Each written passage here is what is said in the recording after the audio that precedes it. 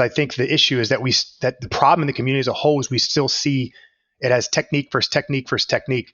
We don't see the underlying process yet as a group.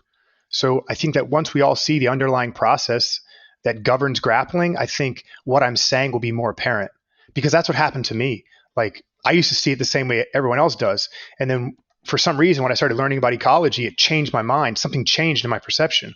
And so now I only see these invariant properties of alignment and engagement. I don't see the moves anymore. And even if the move does emerge, I see why it emerged. Ladies and gentlemen, the paradigm that I've always used to answering the question, what is a martial art, comes from Dan Inosanto, who said a martial art is the techniques that you use, the training methods that you use, and the sort of the equipment and the paraphernalia around the martial art. But my guest today, Greg Souders, really challenges that paradigm, especially the idea that there are, preordained techniques, and he's gone all in on the training methods. Is that a fair characterization of your position, Greg? Yeah. So I think this might be a good place to start with just the idea of technique. I mean, I've been talking to a lot of people in the community recently, and everyone wants to describe the method I'm using as being one where we don't teach technique. Even myself, if someone asks me, do you teach technique? I'll say, no, I don't. So technique in my mind is solution. So we're playing a game, and in this game, we have an objective, and the objective is to control our opponent maximally so we can submit them to win. Now, as we try to reach this objective, we face problems. And the way we deal with these problems as it relates to our ultimate objective are things we call techniques. I use this technique to get this outcome. I do this series of movements to get this outcome. And all I'm saying is that rather than teach the solutions to the outcome, give the student opportunity to face the problem over and over and over again, focus their attention on external and invariant information present already in the environment, and let them take the time to come up with their own movement solution to solve the problems they face within the grappling environment.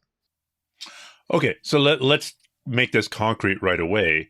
Something like the rear naked choke, the finished final position where I've got my hands, folded kind of like a genie, one hand behind the head, one hand on my biceps, and I'm squeezing. Would you call that a technique? So yes, it is a technique. It is a way that we strangle the neck. Now, I would argue that it's what we would consider an invariant technique, and it's because it's discrete. Discrete being defined as it has a very stark beginning and a very stark end. And the human arm only articulates in so many ways relative to that task of compressing a neck. So when we're talking about something that's discrete with extremely low variability as far as how it's expressed in that given situation, then we could describe this as a known and invariant technique that everyone would use. But if we take it out to something like guard passing, then we're talking about a very different thing. We're talking about a process that's highly variable, highly continuous and complex, and I don't believe has a set series of techniques that are shared amongst the community at all. Whereas the rear strangle or the rear naked choke, I think, has so many invariant properties to it as it relates to both the task outcome, and how humans reach it. So we could share that, I think, more prescriptively. And recognizing, of course, that something like the rear naked choke or the rear naked strangle is a technique that's going to work for 99.5% of people. There'll still be that 0.5% where it doesn't work. I don't know, maybe the person doesn't have both hands, or his arms are just 12 feet long and they can't compress enough around a small neck, or whatever crazy exception there is. Okay. So when you say highly variable, can you go into that, please? Like, I think I know what you mean, but I want to be sure. So let me tie it into something, some historical scientific relevance, so we can look at it in the Jiu-Jitsu environment afterwards. So in the early 20th century, there was a researcher named Nikolai Bernstein. Okay, Nikolai Bernstein came up with this, or he was hired to study blacksmiths, and the idea was that we need to study these blacksmiths to increase blacksmith productivity as relates to building new products. And so that's what he was doing. He was studying them, and what he found that as he was trying to create ways to make these blacksmiths more industrious, that there was nothing consistent about them except the outcome of their product. When he studied their swing, he saw that there were so many different ways that a blacksmith would swing a hammer to get an outcome that there's no way to track it. So he coined this the degrees of freedom problem. And it's the idea that there's so much variation, even something as simple as an arm swing, that we can't account for the many degrees of freedom that are present in it. And then further observation. So I'm just going to Sorry. stop you there to understand better. Okay. When you talk about degrees of freedom, I'm thinking of degrees of freedom that are found in statistics and in statistical analyses. I think we're using the term differently here. What do you mean by the degrees of freedom in the swing of an arm that a I have a blacksmith might use? wrist, I have an elbow, I have a shoulder. The way they articulate relative to the task of swinging a hammer is so complex that the degrees of freedom present in each of the joints as it relates to the task outcome are too large in number to say that this is the optimized movement to swing a hammer. So there really was no optimized movement because the degrees of freedom were too many between not only the individual swinger, but each individual blacksmith. And so he never found an optimum swing.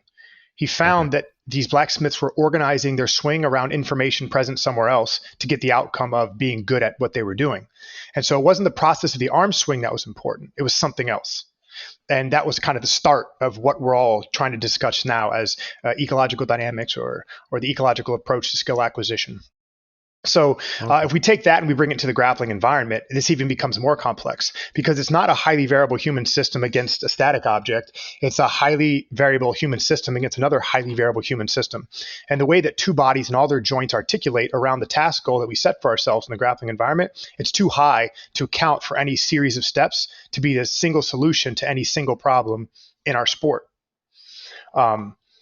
So, like I said, this is the argument I used against like someone sharing, here's a series of movements that will give this outcome. Because even if somebody does it well, let's say somebody has a process to, let's say a knee cut. I always use the knee cut because everyone understands that. Sure.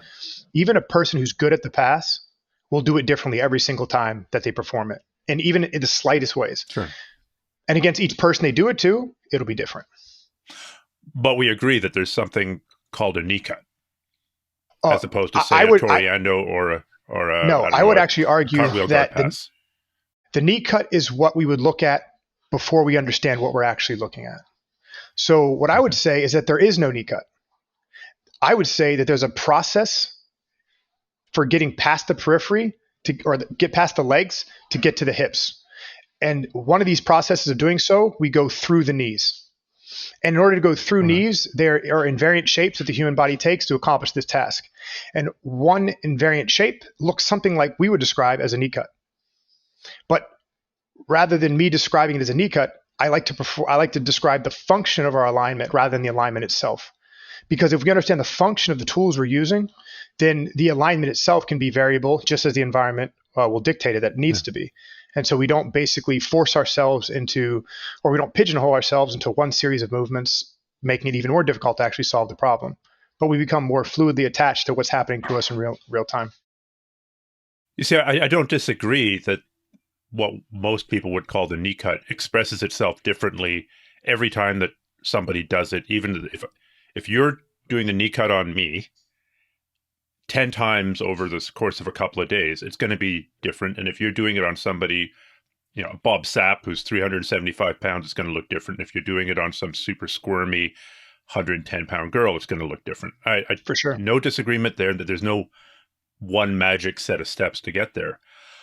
But if you wanted to describe very briefly, if you go to a tournament and you lose, how do you lose? Well, the guy did a knee cut on me. Everybody immediately knows what you mean, but they don't know. They didn't. What they do is they agree upon what they thought they saw. So if they knee cut you, that's not what happened. What happened is they removed your connections, they segmented your limbs, and they gained access to your chest. That's what happened to you. So it's critical to understand that because we can't fix getting knee cutted. We can't, but we can fix letting someone get past our feet and in between our knees. We can fix that. But we can't fix a knee cut because what is a knee cut?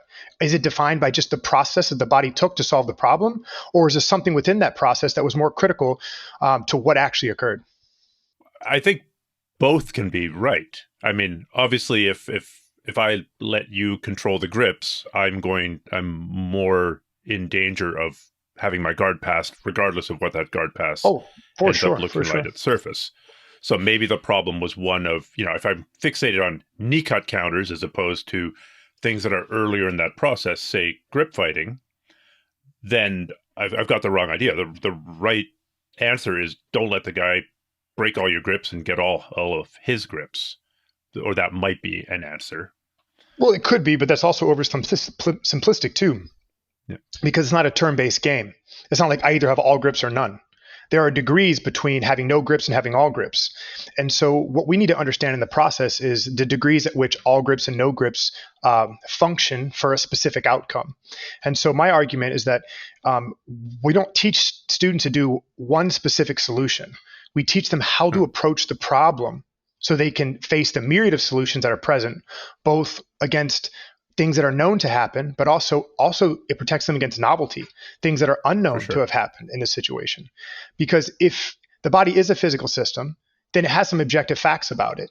And if we keep the realm of our action within these objective facts about the body, we gain greater levels of certainty about what's currently happening, but what could also happen in the future.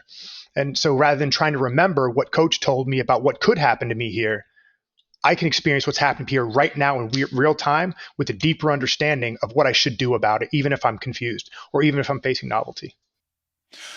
Now, that's otherwise known as sparring, isn't it? If we Correct. actually do sparring, then I'm going to run into the variation. I'm going to stick with using the word knee cut. Yeah, no, let's do it. Let's do it. As you know, a knee cut where the guy backs up and then does it like a flying knee cut versus a knee cut where the guy puts the knee up the middle versus a knee cut where the guy does something else. I'm going to run into all those in sparring. But if you're always looking for knee cut variations, you're going to miss the force because the trees are in the way. That's what I'm saying. We can't account for all the potential variations, but we can account for somebody taking a lead leg and stepping it in between our knees. So we can account for that. And no matter what variation it is, whether it's on the same side of hamstring, the cross side of hamstring, straight up the middle to the outside of the front knee, it doesn't matter. If we understand how our connections and bodily alignment prevent somebody from not only removing those connections, but advancing to the line of the knee by stepping in between the knees, then we can solve every potential knee cut. We don't have to remember, is it a blasting, flying, jumping, twisting, tripping? We don't have to remember any of that. You only have to remember, are our connections on them? And is our lead leg stepping in between our knees? Those are two pieces of information that we can pick up very quickly by just touching somebody. And so the idea is that, again, don't teach the solution. Teach someone to constantly solve the problem. You know, we already do this in life in a more simple way, algebra, right? So we have an order of operations that we go through to solve unknown variables. And no matter how complex the string of equations looks, as long as you know PEMDAS, generally you can solve the equation. Yeah. And so the methods that we teach we actually teach how to spar. Like we teach how to engage in the skill of grappling, not how to remember this one solution that once worked from this one guy in 1996. Right. And then I guess it depends on a scale. You go PEMDAS, and I had a brief moment of panic there. Oh, he means BEDMAS. Oh, he means BOMDAS. The other acronyms for the exact same order of operations that, you know, growing up in Canada before you. Oh, I'm so sorry. Yeah, Americans are dumb, right? We always do different shit. But yeah, so yeah, the order of operations. You guys use the imperial mathematical system. Yeah, please excuse my dear Aunt Sally. It's how we used to remember PEMDAS, right? So obviously, when kids are learning algebra, they don't learn, okay, here's how we solve x plus 3 in brackets squared equals 7. All right, everyone got that? Okay, now we're going to learn x plus 3 cubed equals 7. Now we're going to, and that's what technique is. That's what teaching technique is. Yep. So instead, we teach pieces of the process. We teach what a parenthesis, let's say we're starting with parentheses, solving for parentheses. We would give the student many problems where parentheses was the first thing they had to experience. And so they got to learn the relationship between what a parentheses stood for and the variable they were solving for. And then you could, I mean, again, I'm not a math teacher, so please excuse my ignorance, math teachers who are listening to this. But what I'm saying is that we teach why the process is the way it is. And then we let them experience pieces of that process as it relates to the whole process, rather than having to remember you couldn't remember every variation of, parentheses that someone showed you. You couldn't. It's an infinite set of problems. Yeah. You see, some might argue, and I'm not sure about this, but I'm just trying to channel what people listening to this are going to say. They might say, learning how to, I don't know, square a number or take the square root of a number, that's the technique. And then sparring is being presented with a set of equations. It's using your analogy, just using it at a different level. But I think we're getting way down in the weeds here. Sure. What is no problem. What does training this in your method actually look like? If I go to your class and I do a drop-in. I don't know if you do drop-ins. Let's say you do drop-ins. We do. And I go to the intermediate class. Do you segment it out by levels? We segment it beginners, all levels, and then our competition team. Okay. So say I go to the all levels class, what would I expect to go through? Well, I mean, if you don't mind, I'd like to start at the beginners, and then we can talk about each because it's relevant. So if you were to come up in our program and you were to start learning from us, what we teach you is the foundational situations that make grappling work. And everyone's heard me say this already. So we have 3 macro situations that we focus on: the standing situation, top and bottom, or attacker defender. We have the guarded situations, top or bottom, attacker defender. And then we have the pinning situations, top or bottom, quote, attacker defender, right? So when you start in the foundations program, those 3 macro situations would make up any moment in grappling. So we start looking at them like the big picture, right? And in each of those situations, we work a foundational skill. Okay, so what the foundational skills are: what type of behaviors have to happen first before any other behavior can emerge. So I always use the same examples. I'm sorry, guys, you're listening to me for this again. If you're a top player, no matter what position you're in, your main objective is to stay on top and hold your partner down.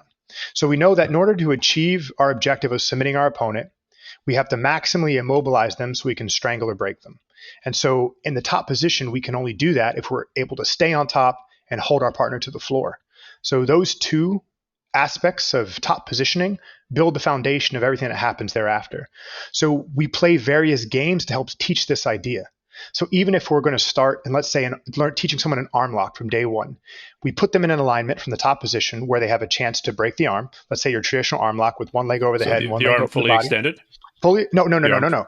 You can't start it fully extended because that's in the breaking position. I mean, it's like it's already there. So we want to find these foundational points where there's some behavior that must occur before something else can happen, and we need to gain an understanding of what this behavior is. So we always first start with the control aspect, right? Because the control is the foundation that leads to breaking. You can't have breaking without control, but you can have control without breaking. So we start with control. And so let's say we start in the arm lock breaking position where the defender has their hands connected and defended so it's not extended.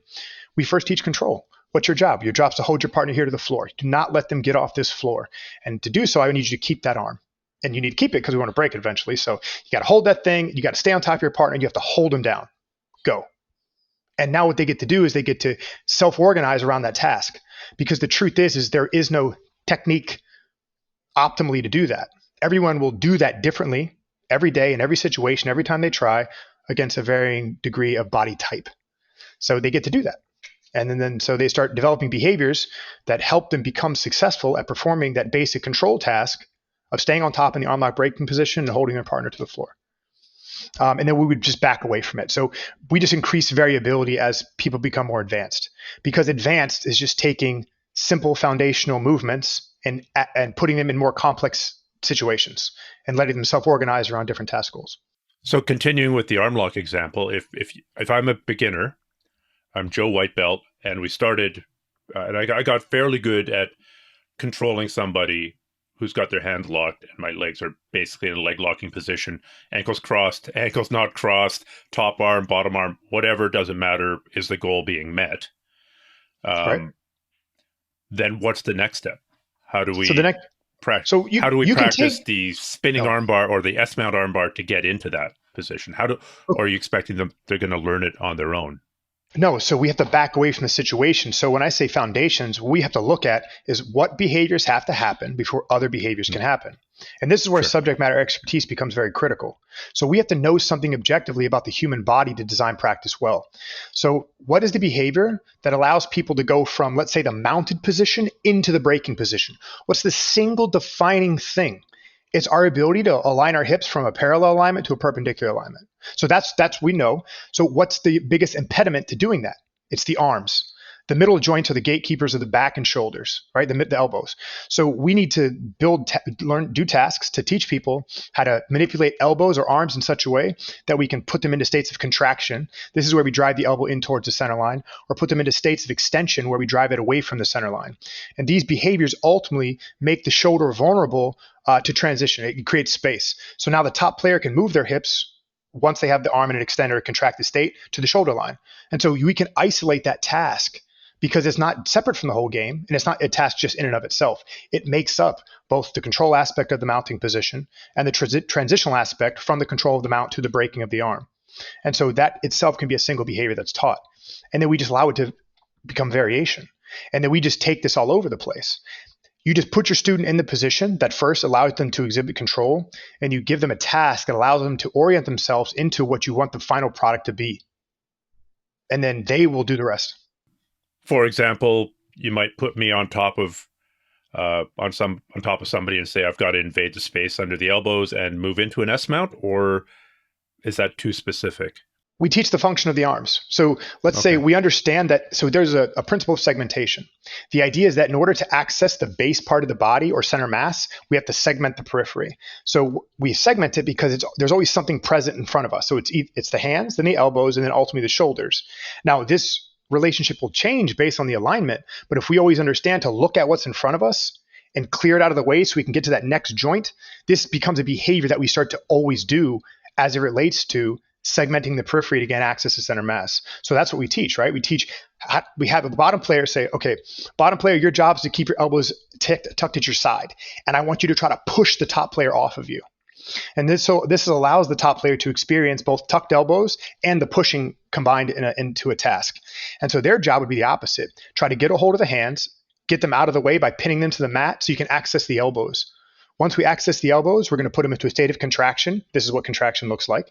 Or put it into a state of extension. This is what extension looks like. Now play the game until you reach the conclusion. Every time you reach the conclusion, start over. If the bottom player pushes you off, you lost. Start over. And so they start sparring right away, but they're sparring by practicing purposeful activity as it relates to objective facts about the human body based on invariant principles that we already know because we've been grappling for hundreds of years. And it lets them get access to it right away. Okay. So I'm assuming you'd be agnostic about if I'm learning the armbar, whether I'm hooking with the top arm, with the bottom arm, whether my ankles are crossed, whether my ankles are straight. These debates that occupied most of the internet. They occupy the internet because variation is so prevalent and everyone has their own answer. And we're often too emotionally tied to what we think works. And so we're in the big business of convincing people that we're right. But I don't care if I'm right. I just want to be effective. Yeah. So this is what I teach my students. We want to be as right as we can be, but we first have to start with effective. And how can we know that something is effective? Well, can you do it consistently against a large bunch of types? Well, then it's effective. So let's keep going in that direction. Yeah. So if you orient yourself to solve the problem of the elbow in this way, and you can do it over and over and over again against many bodies, hey, fuck it, keep doing it. You know what I mean? But what doesn't mean we can't question it. Can we see it differently? Can we try a different part of our body? So there's freedom in this method where we want to teach the invariance, but we also need to leave room for uncertainty. So the invariant here is that somehow you're going to essentially break or threaten to break the guy's elbow over your pubic bone or over one of your inner thighs, because we've learned that is an effective way to perform a submission that we call the armbar. Well, see, the invariance here is that in an alignment where the legs are holding the body down and our hips are perpendicular to our partner's shoulders, we can straighten an extended arm over a fulcrum. Right? So we know that the arm does not bend backwards well, and it doesn't bend backwards well the more still it's held. So the more still we can hold the object, and the harder a high fulcrum that's super hard, and we can hyperextend over that. So if we know the hardest part of our hips are the corners because there are these bony features here, and so we just know this because we're all like this, unless we're a little bit chubby. And so, we hold the arm as still as possible. We hyperextend over the highest part of our body, and we get an outcome. But understand the degree of where the fulcrum is like that wide, right? It's not like, it needs to be perfectly 47 degrees over the right hip corner, over the greater trochanter hip knuckle. I mean, you need to put it over your hip and pull it until the person screams tap. Okay. So you're agnostic about how the task is accomplished, but you're not agnostic about which tasks are getting accomplished. You're spending a tremendous amount of time teaching the armbar, but you don't have an entire training method for, the outside wrist twist, the kotegaeshi from Aikido, which I think I've caught maybe one time in 30 years of grappling. Yeah. So you're taking a look at the statistical information from all the matches. If all of a sudden everybody started winning matches with Kotegaeshi, I think that's the name of the technique, We can just then call it you'd have twisting to wrist lock. adjust. Yeah, outside twisting wrist lock. Then you'd have to adjust what you're prioritizing in your classes. We always have to adjust. The method I'm using is suggesting that adjustments are constant and need to be made daily. See, our mind, including our skills, is not hardware, it's software. The only hardware that our mind has is that basic layer of foundational behavior. It's like, once you learn how to ride a bike, you can always ride a bike. Yeah, but if you used to jump 20 stairs when you were 10 and you stopped riding a bike for 20 years, guess what? You're not jumping anymore, 20 stairs, but you can still ride the bike. So, there is a degree of remembrance when doing something, but skill beyond the foundational level is highly sensitive to daily change. It's very sensitive. So anyway, this is why we do nothing but live work, because we need to be constantly updating what's happening, both us as practitioners, but also us as coaches. So to get back to the question of what does a class look like, it's all live work? 100% live work from start to finish, beginner's class or otherwise.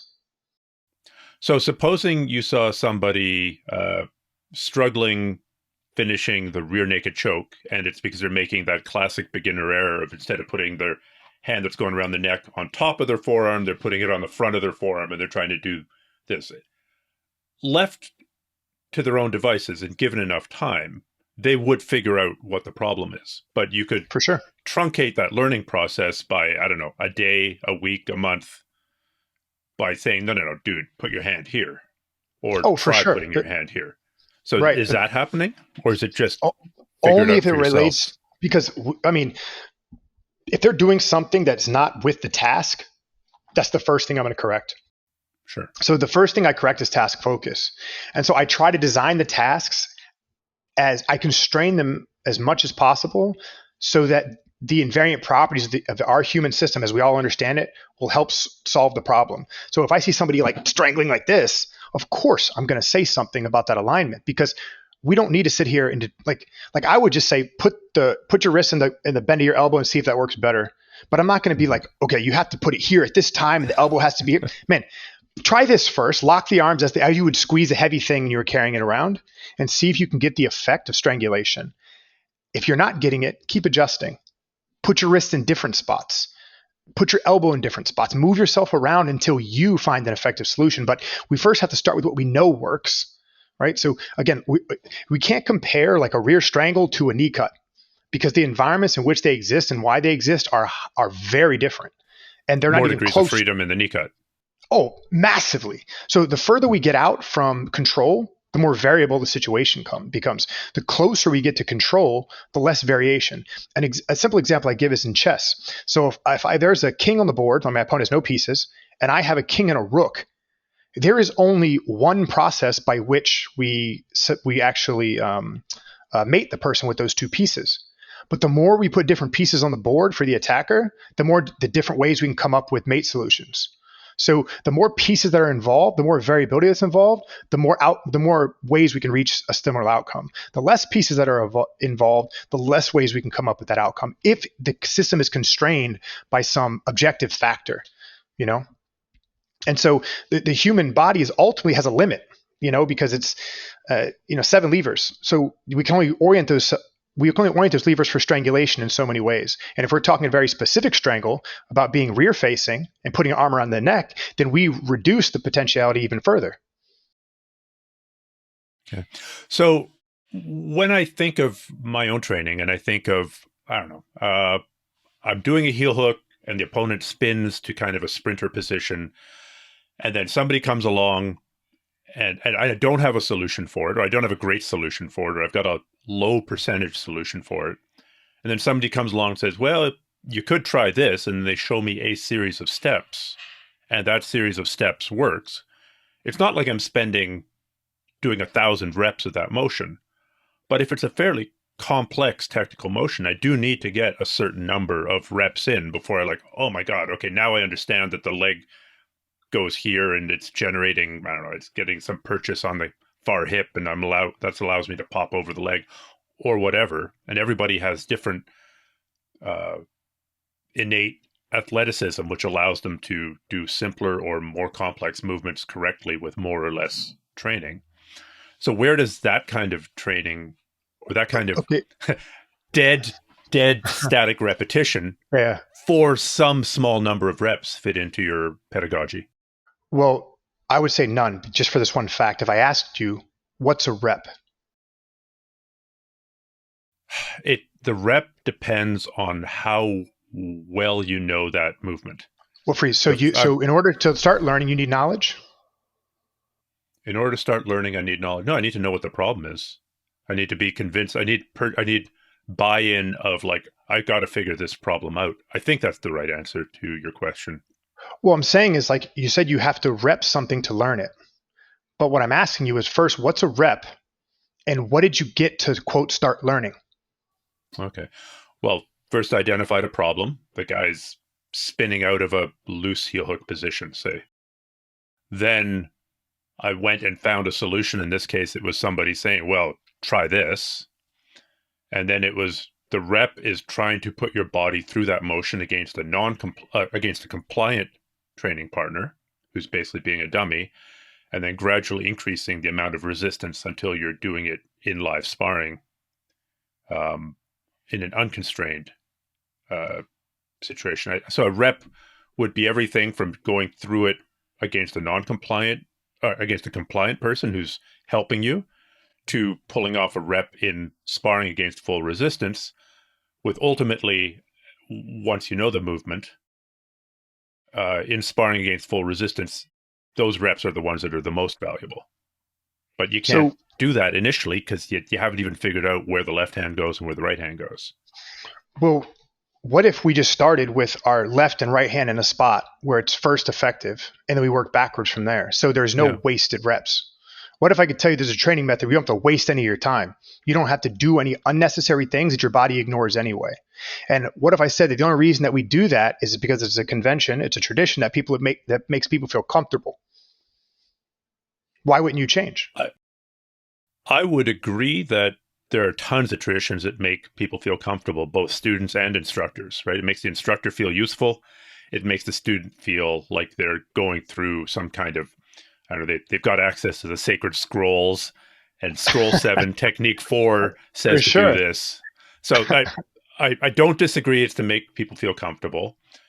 I do agree with the teaching backwards thing. I mean, I think I discovered this for myself teaching X-Guard way back in the day, putting people into X-Guard and just, hey, try to destabilize the other guy, try and shake him around, try and move him, try and make him step forward, try and make him step backwards. And then getting into X-Guard entries way after they were already there. So that's similar, I think, to your idea of working backwards.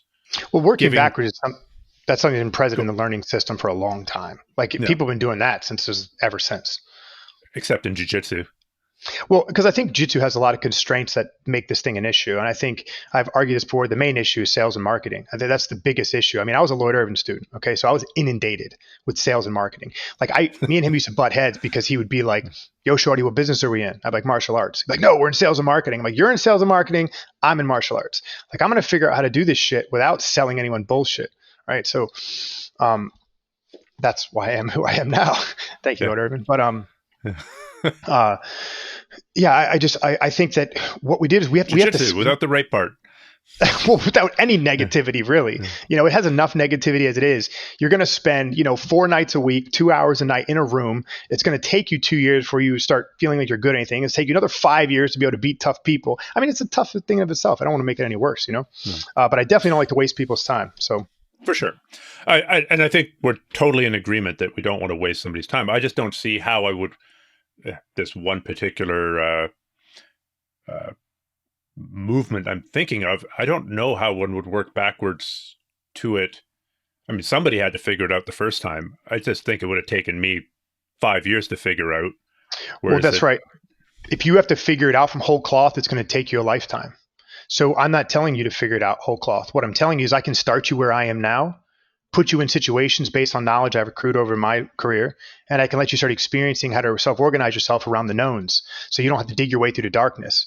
I can get you through what's known in 2 years.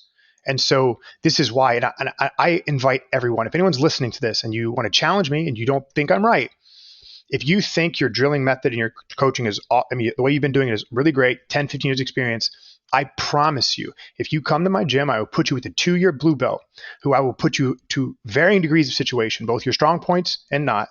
And I promise you that my 2-year students will beat you in every single exchange 8 out of 10 times. And the only reason I say that is not because like I have some magic pill, but what these 2-year students have done is they've never wasted a second of their training time.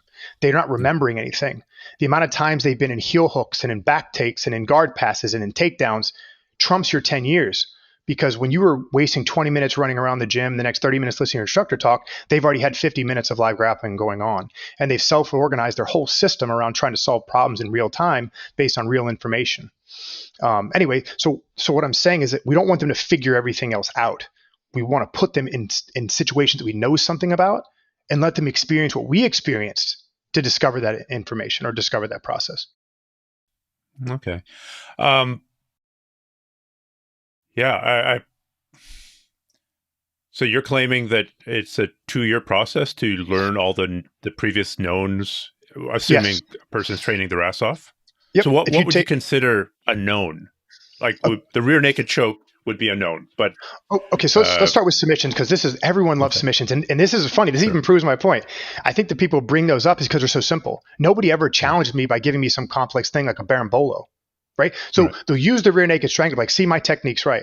But they'll literally use the berimbolo to be like, see, your process is impossible. It's funny. But anyway. Okay. Yeah, so how does your process make the berimbolo possible? Because that's a fairly weird movement that nobody really thought of unless there's some one of these books here from, Kosen, covering some Kosen judo equivalent movement from the 1930s. I haven't seen it yet. I think it's fairly safe to say that berimbolo is a modern movement that didn't really exist before. For sure. I think it's modern. Well, there's a lot of arguments for that. Like, we could talk about the berimbolo all day because it's interesting. But the one thing that I find the most interesting about the berimbolo is it's the same process that makes heel hooks work. It's the same process that make back takes work. It's the same process that makes sweeps work. So the berimbolo comes from a specific guard alignment that first downs the hips. Okay, so all guards have a foundational function of making and maintaining connection for the purpose of controlling distance, for the purpose of destabilization. The body becomes attackable when we destabilize it to its hips and its hands. So if you think about the berimbolo, traditionally, if you want to describe it, it's a it's a De La Riva position where we down the hips and then we spin to the outside of the lead leg, gaining hip access. So there really is only 3 skills in that movement. It's the making and maintaining connection at distance part, it's the destabilization part, and it's rotating your body around an outside line to gain hip access. So rather than a series of steps, that you can get the berimbolo to emerge by getting people to focus on creating that environment. So teaching people to make connections, to destabilize with this specific hook pattern, and then rotate towards the back, berimbolos will emerge, because that's how they emerged historically. That's how the first person figured it out. They used it based on the invariant properties of within the human body as it relates to the function of the guard. And so, but how? I mean, I'm sure you'll say that a student of yours figured out the berimbolo by themselves. We don't use it. Okay. Well, then what would be a fancy move? I mean, the berimbolo is fancier than the basic, the basic knee cut. Although, it's not to say the knee cut isn't sophisticated or that method of passing isn't sophisticated. It is fancier. It is more complex. I guess it involves a higher level of physical attributes as well. So I'm struggling how to put these into your language. You can use common language. I'm using my language. I am very well read in jiu-jitsu. You have to understand, This is my life. Okay. I'm trying to prevent using my language because you guys are first meeting me. So I can talk community language, no problem. So we don't train with the gi on, by the way. So that's another. So we're a no-gi school. The berimbolo becomes less common. Yeah, because we can't create torque at a distance. So it's harder to create that environment and that length to rotate in that way without our ability to grab at the hips with an external object. Right. So then what would be a relatively repeatable, fancy technique that your students use? Something that would be considered fancy that your students use fairly regularly in sparring and in competition? So here's the thing. We follow a process of priority based on physical certainty. We don't we our big thing is we let our opponents choose how they lose. And all that we do is go through a basic process. We attack the periphery, the arms and legs and head, to gain access to center mass. Once we gain access to center mass, we immobilize it so we can isolate and reattack the periphery. So if my students are in a guarded position, they're only doing one of two things. They're trying to entangle your legs if you're a standing player and trying to break them, or they're going to try to push your hips down and get on top of you, pass your legs and try to break your arms and strangle your neck. Okay. We don't show any technique. We just play games to do that process. So, I mean, I guess the fanciest move that if you'd even consider fancy, because I don't believe in that. I think that there are only foundational movements, and then advanced movements are foundational movements done in a complex way. I don't think that. Sure. I totally agree with that. But heel something hooking, like, sure. Everyone thinks heel hooking is this fancy process. All heel hooks, like there's only two types. There's only straight heel hooks and cross heel hooks. So we either have the leg on the same side of our center line, or we have it across our center line. The different leg orientations relates to how we're pinning the hips. So we can pin the hips with what you would call single leg X, or outside ashi, or inside ashi, or senkaku, or honey hole, or diagonal ashi. It doesn't matter. The basic way we break a limb is always the same. We're either straightening it or twisting it. And we do it by isolating and immobilizing the base joint and putting pressure on the middle joint. It doesn't happen any other way. So if the connection we're making at the hips, regardless of its orientation, serves a function to both isolate the leg and pin the hips, the leg becomes breakable. If the leg is bent, it's more easily broken by being twisted. If the leg is straightened, it's more easily being broken by hyperextension. So again, you just teach how to attach to, destabilize, isolate, and immobilize someone's leg, and then you straighten it or twist it. Okay. So let's take two leg lock entries that are fairly common at high-level jiu-jitsu, and I think it's something like shooting for single leg ashi, shooting for or single leg X, and then doing a regular heel hook versus what's a regular heel hook?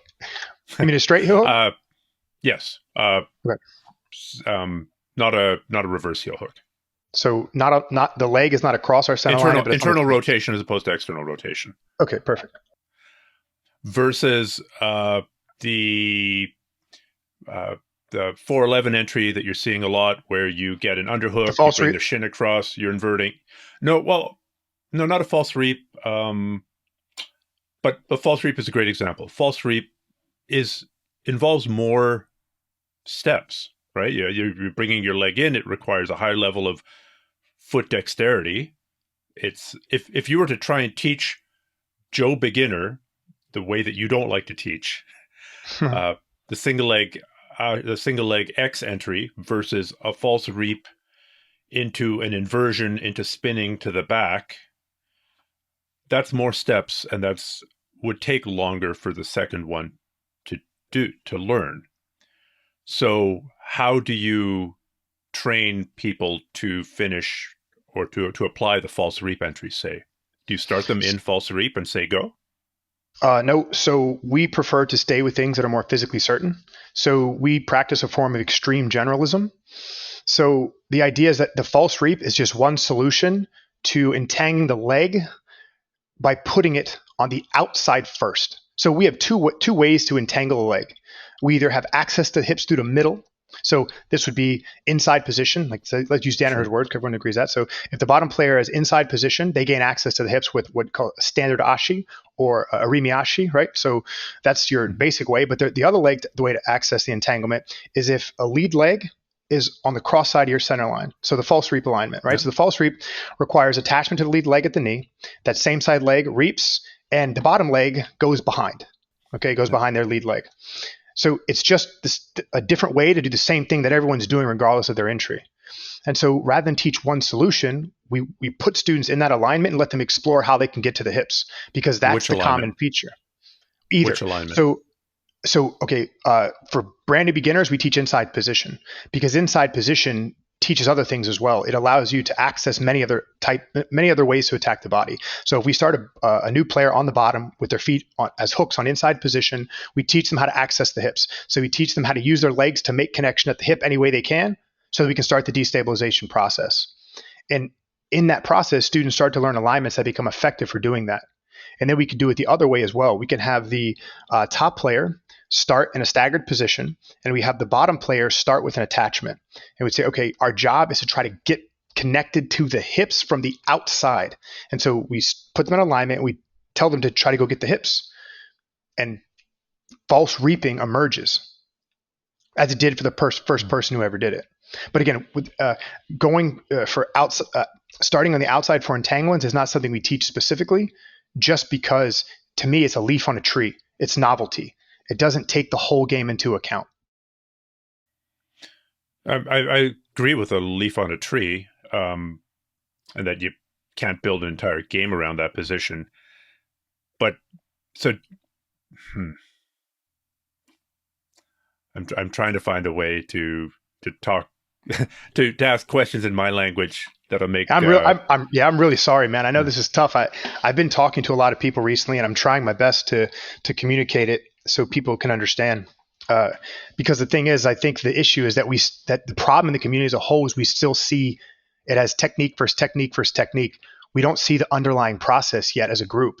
So I think that once we all see the underlying process that governs grappling, I think what I'm saying will be more apparent, because that's what happened to me.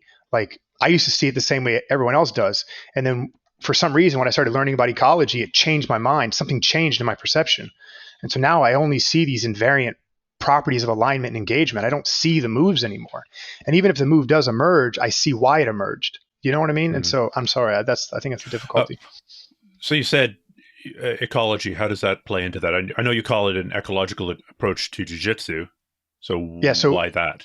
So behavior is an emergent phenomenon of the ecological system. The ecological system is the organism or the individual performing tasks in an environment. So behavior is just a consequence of individuals performing tasks in environments, and behavior pops out of it. So all the techniques that you guys are seeing, they're behaviors. And in the situation, they're behaviors relative to an objective, relative to problems. And so that's all that's actually happening. So when I thought about that, I was like, oh shit, what if I strip all the technique out of it? What if I strip all the language out of it? What do we have left? And that's where I came up with, we attack the periphery to gain access center mass. We immobilize center mass to re-attack the periphery. Because no matter what you're watching, that's all that's ever happening. So what I decided to do is sort of reverse engineer the whole process. So we started from that. How many different ways can I attack the periphery to gain access center mass consistently? And the defining center mass is the hips and shoulders, chest to chest, chest to back. And so we start playing games. And then you see common features emerge: 2-on-1s, 2-on-1 wrist, 2-on-1 outside elbow, 2-on-1 inside elbow, going between the elbows, flanking the elbows. Because the human system is an objective state of being. It's like a fact in reality. So it can only organize so many ways relative to that vulnerability. So I guess you're arguing. I don't know. You put a beaver in a valley with a stream and a tree. It's going to chew that. The emergent behavior is the beaver chewing the tree down. I'm trying to stick with the ecology example here, to block the stream and make a pond. Yeah, but the history of a beaver is trapped within that beaver. So it's almost hard to see, because the evolution, I don't want to get into this. This is like going too far in the woods, but the evolutionary quality of that beaver through thousands and millions of generations basically constrains it into a creature that chews trees and puts it in water. So yeah, of course. I mean, it would probably, you see beavers try to build dams in places where there's never a chance that it's actually ever going to succeed at building a dam. So I imagine it's just responding to some internal wiring. So it came equipped with what I would call techniques or behaviors. It's not, it's equipped with perception. And it's equipped with action potentials. Teeth, claws, that weird floppy tail, it was all formed based on a function previous organisms were using it for.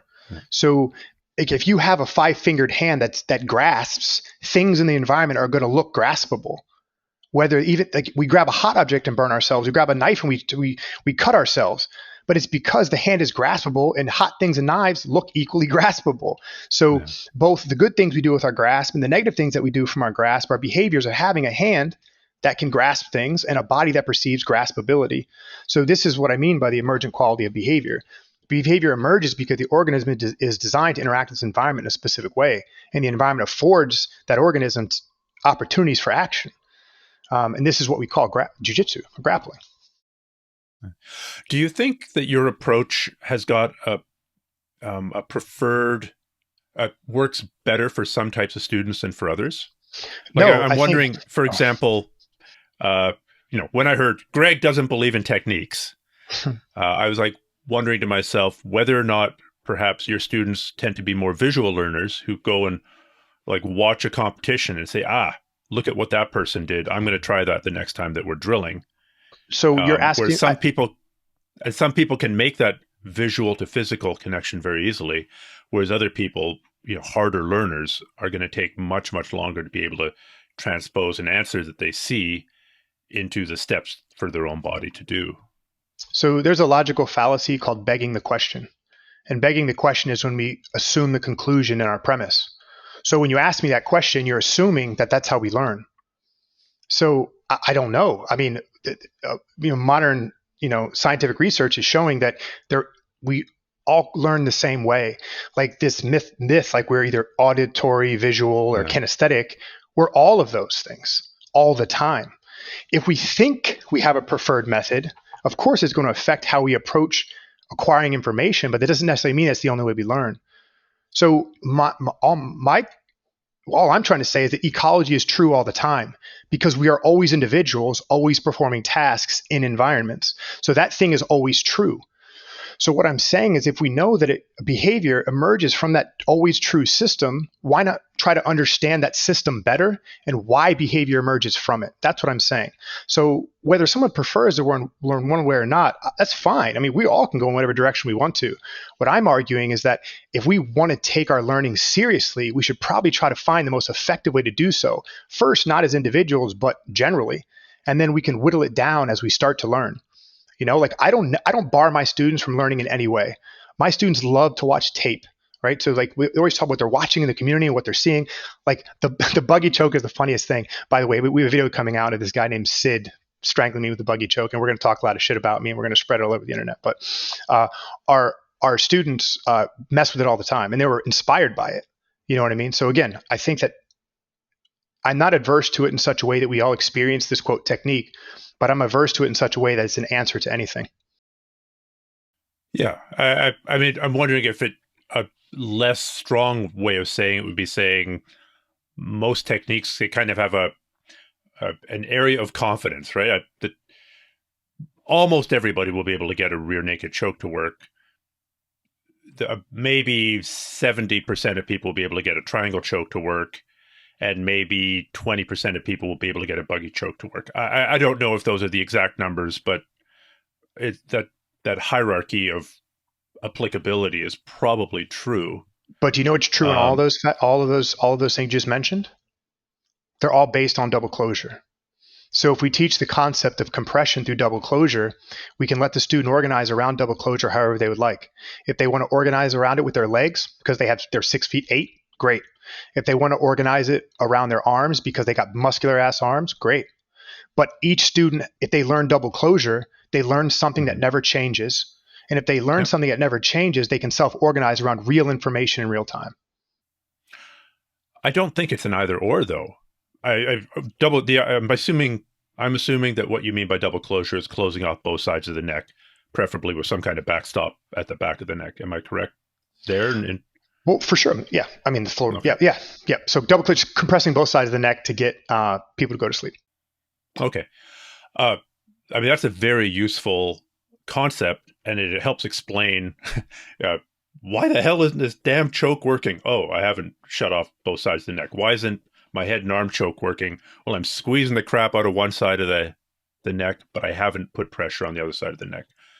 You can use that principle to debug techniques, but sure. I don't see how having the concept is how it precludes also learning the 3 steps to a buggy choke that kind of sort of sometimes work if you're also made aware that it's not always going to work, and that the buggy choke is such a weird one. I mean, that's come onto the scene a couple of years ago. For sure. I want to say 2021-ish. Well, I might be wrong by a year. What I think is it's so any effectivity in the human body i.e. your technique, the buggy choke, is already there. But based on the concept of strangulation and how we understand it determines its emergent property. So if we understand the concept of strangulation and we look for different ways to compress the neck, it will emerge as it has. So I don't think it's new. It's already been there, but we didn't have a reason for it. I actually think the reason for the buggy coming up is for the strength of guard passing and wrestling. So as wrestling and guard passing start to become much higher level skills now, so we're seeing that a lot more because the grappling environment's demanding it based on the rule sets we're playing in now as a nogi population anyway. That this idea of using your flank for double closure makes a lot of sense because the buggy strangle is a head and arm strangle, right? Mm-hmm. And so when someone shoots at your hips and their head and arm are trapped on one side, they're also putting themselves in it by trapping themselves in between your flank and your thigh. So if to recognize this and realize we can compress with those two grips, it emerged. So and then now someone saw it. And so since we saw it happen, we realized, oh shit, that's a possibility. So that we also organizing around it. And so anyway, I actually think even messing with it a little bit will actually strengthen our understanding of other strangles too. So if you watch J-Rod practice footage, because I like to watch a lot of practice footage, he's starting to use it in his defensive wrestling, and he's using it in a lot of interesting ways. And so it's because he picks up information as to when it's available, and then he organizes to create his variability. And even if he taught the step-by-step process, it would only be a representation of what he's doing. It wouldn't be actually what he's doing, because what he's doing needs real information in real time.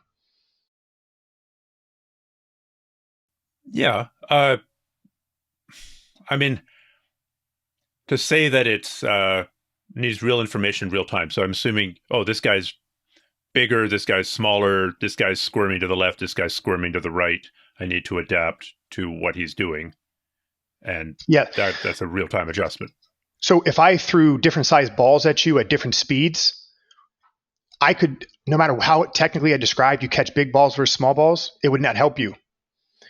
The only thing that would help you catch that ball is your experience with fast-moving objects at different size coming at your eyes. And your body would organize around not getting hit. Sometimes you'd put your hands up, sometimes you would dodge it.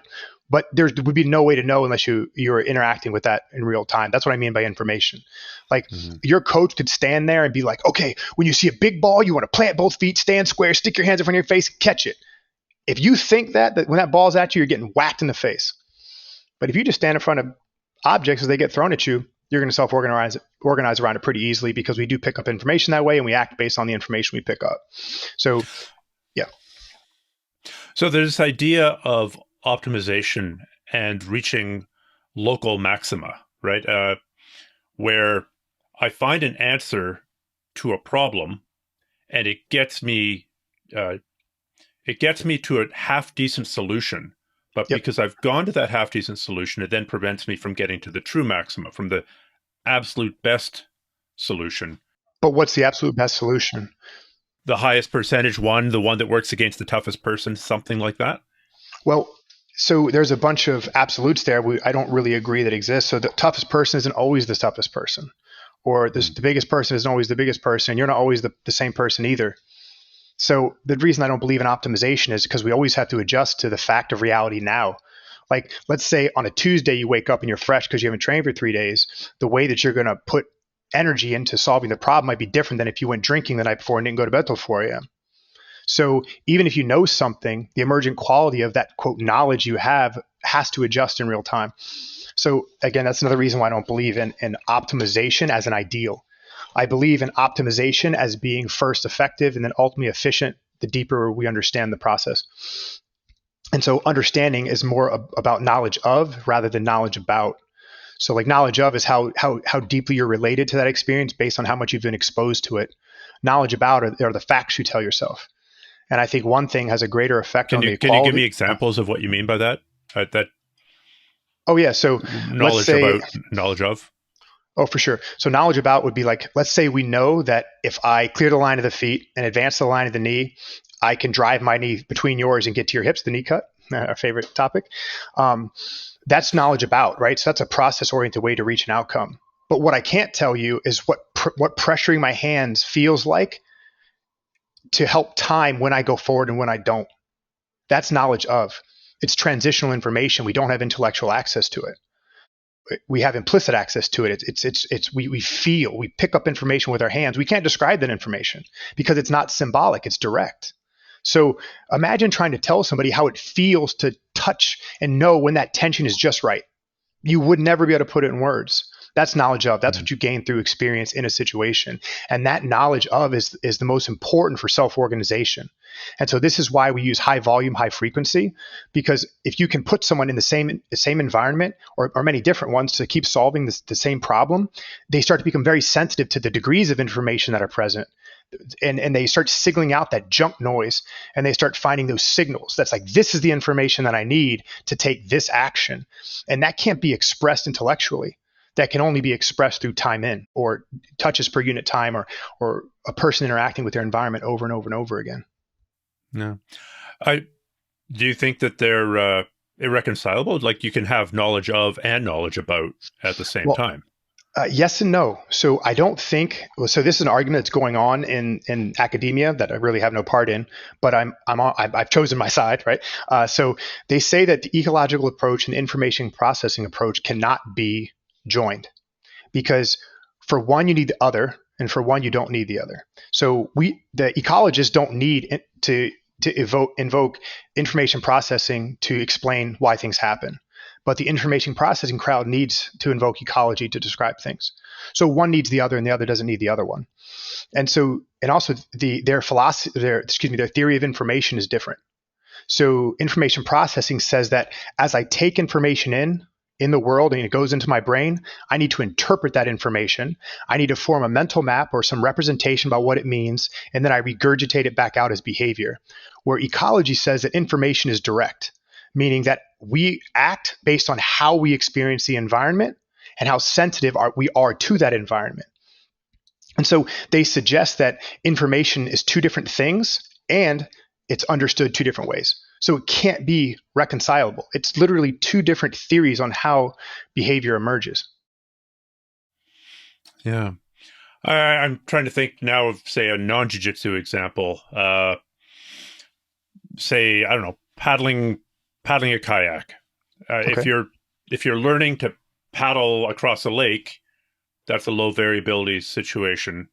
There probably is there are more and less effective ways to paddle across that lake. And if I say, hey, use more body rotation as opposed to just using the strength of your arms, you'll probably go faster if the goal is to go faster.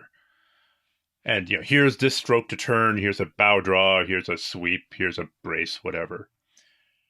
Throw me into a whitewater rapid, and I'm putting that paddle in the water, and depending on how the waves and the boils and the eddies bash you around, you might do 4 or 5 strokes underwater without thinking about them, without planning it, because you're reacting to whatever the water is giving you. But you still learned the draw. You still learned the low brace. You still learned the high brace. You still learned the sweep as individual things.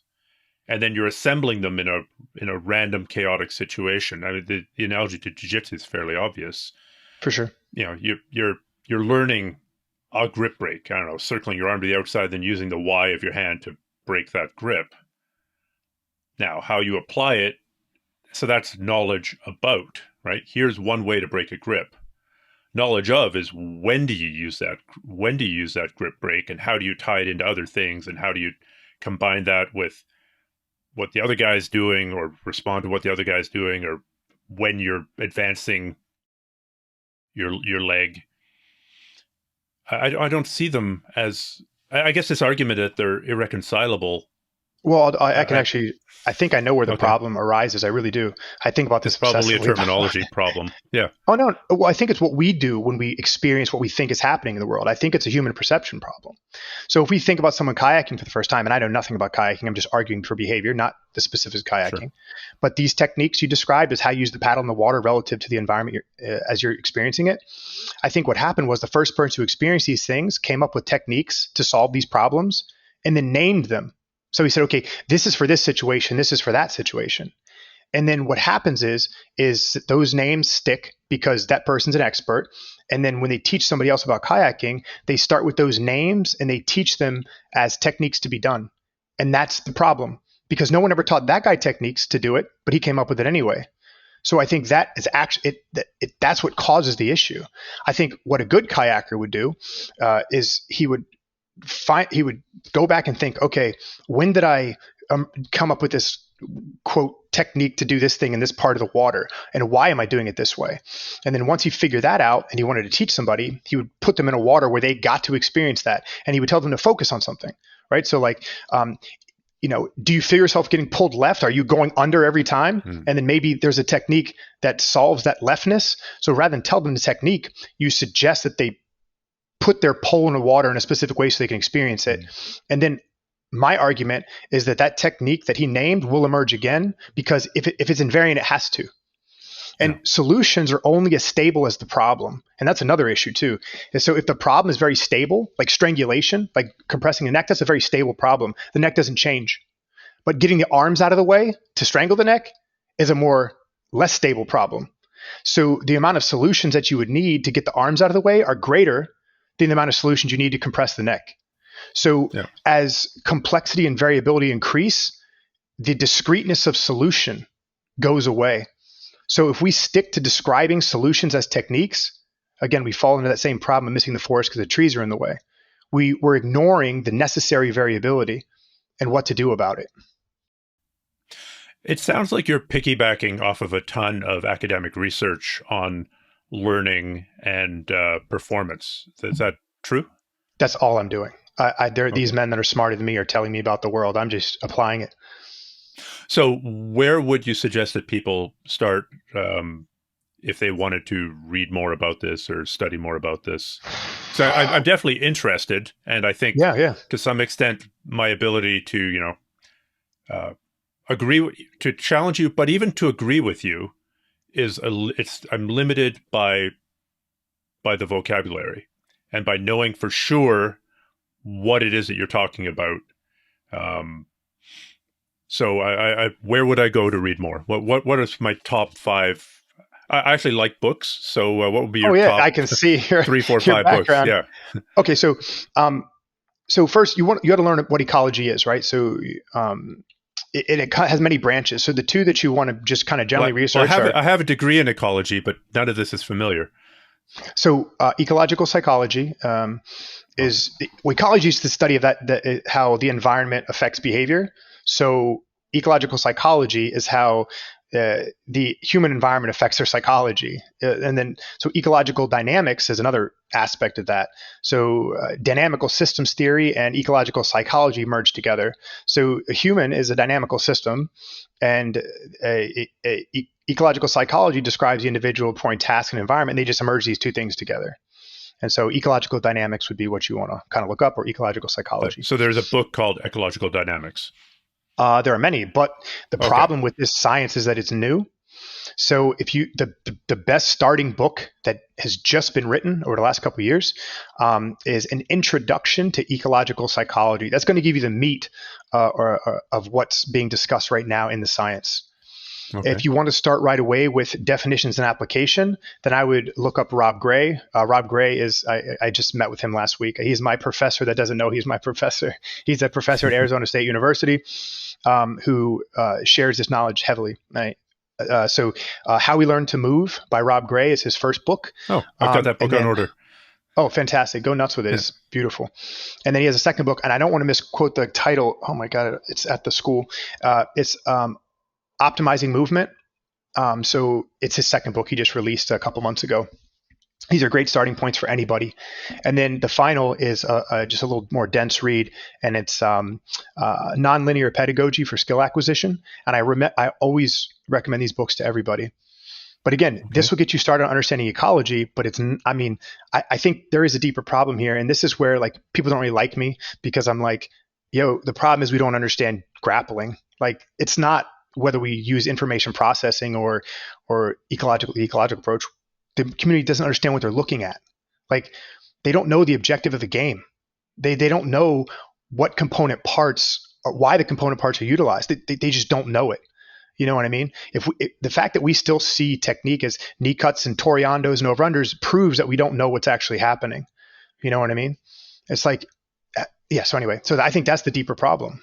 Thank you for the book and reading recommendations. I'm assuming that there's a bunch of stuff in the journals as well, but I think I'll start with the books.